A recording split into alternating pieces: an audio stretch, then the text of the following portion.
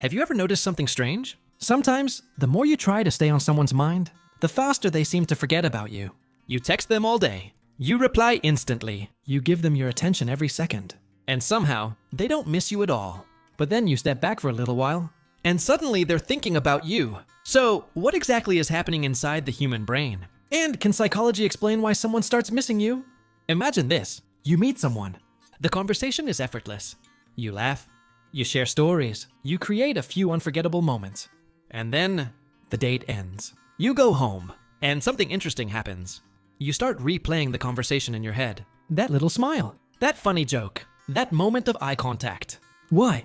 Because the experience ended, but the memory didn't. This is where space becomes interesting. When you're constantly around someone, their presence can become normal.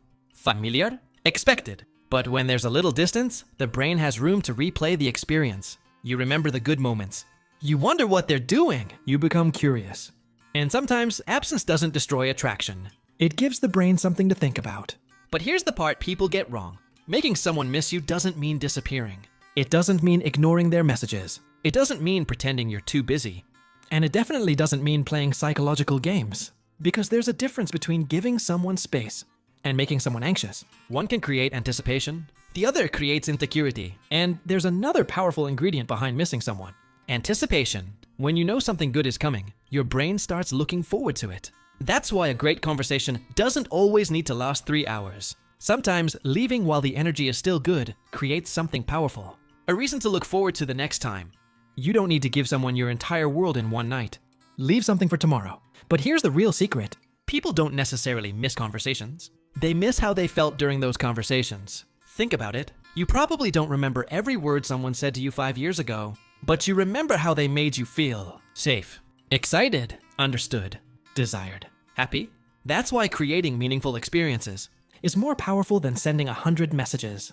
And you don't need to become some mysterious character just to make someone miss you. You don't need fake confidence. You don't need jealousy. You don't need to manipulate their emotions. Instead, be genuinely interesting. Have your own goals. Have your own friends. Have things you're passionate about. Because someone is much more likely to miss a person who has a life than someone whose entire life revolves around them. Healthy attraction needs both connection and space. Too much distance, and the connection can disappear. Too much contact, and there may be no room for anticipation. The sweet spot is simple. Be present when you're together. Be yourself when you're apart. And let the other person have the freedom to choose you. So, what's the real psychology behind making someone miss you? It's not about controlling their mind. It's about creating experiences worth remembering, then giving those memories enough space to breathe. Because you can't force someone to miss you, but you can become someone whose absence is genuinely felt. Don't chase someone's attention. Don't manipulate their emotions. Create a connection worth remembering, and let the distance do the rest. If you want more psychology behind attraction, relationships, and human behavior, subscribe. Because the more you understand the mind, the less you need to play games.